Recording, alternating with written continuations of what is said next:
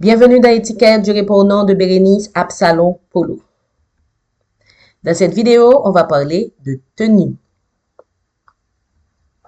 On commence par indiquer quelques rôles du vêtement. On s'habille pour se couvrir. Il faut évidemment couvrir sa nudité. On s'habille pour se protéger. On peut utiliser la tenue pour se protéger contre la chaleur ou le froid. On s'habille pour s'exprimer. On peut exprimer la joie ou encore la tristesse par se comporte. On s'habille pour s'identifier à un groupe social, tout comme on peut s'habiller pour s'affirmer.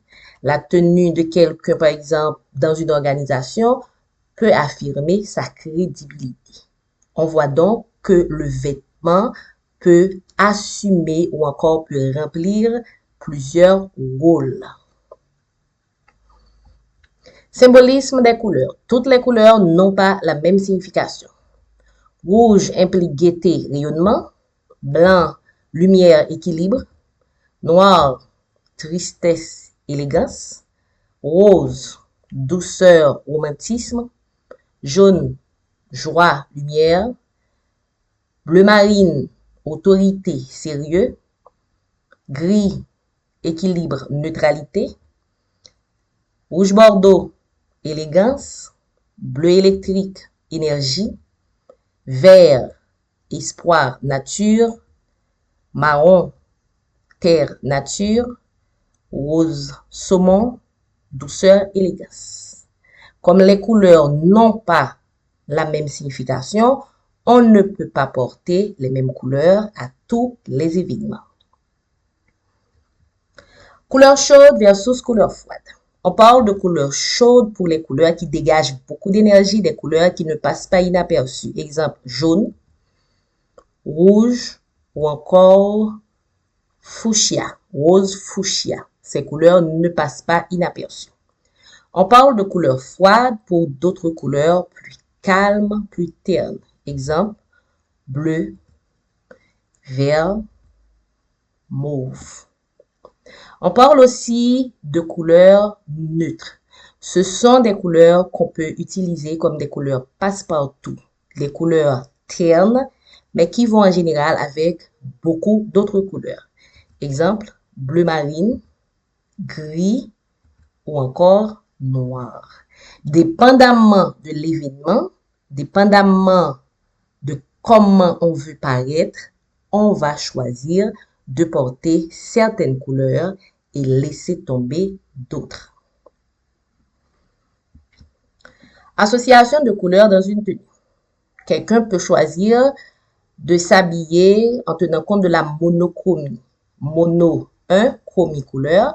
Une tenue monochrome est d'une seule couleur. Exemple, rouge, de haut en bas.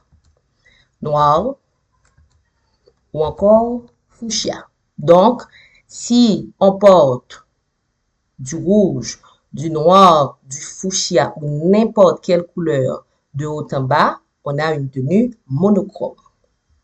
On peut choisir une association camailleux.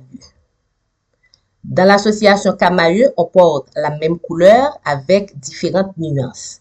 On a un exemple ici de camailleux de gris, gris pâle et gris foncé.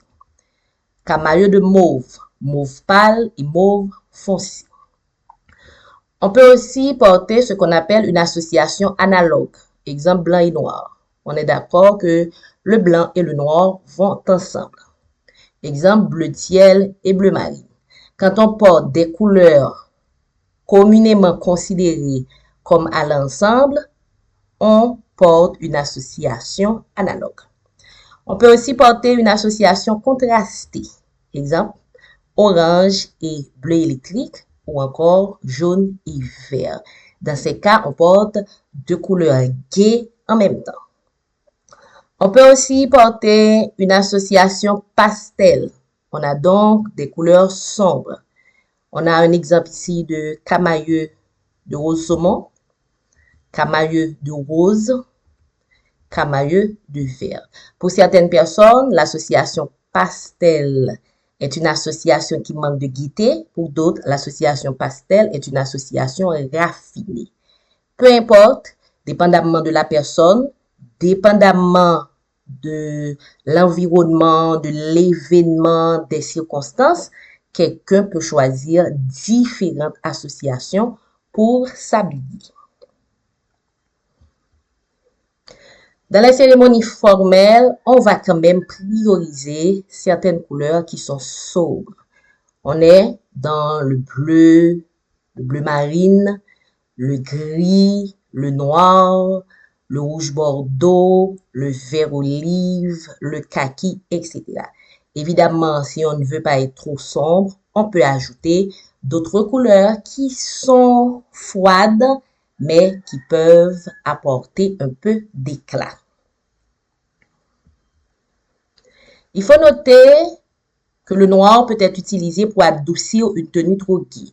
Si quelqu'un estime que sa tenue est trop gaie, un peu de noir peut l'adoucir. Le blanc peut être utilisé pour égayer une tenue terne. Si on estime qu'on est trop terne, un peu de blanc va égayer la tenue.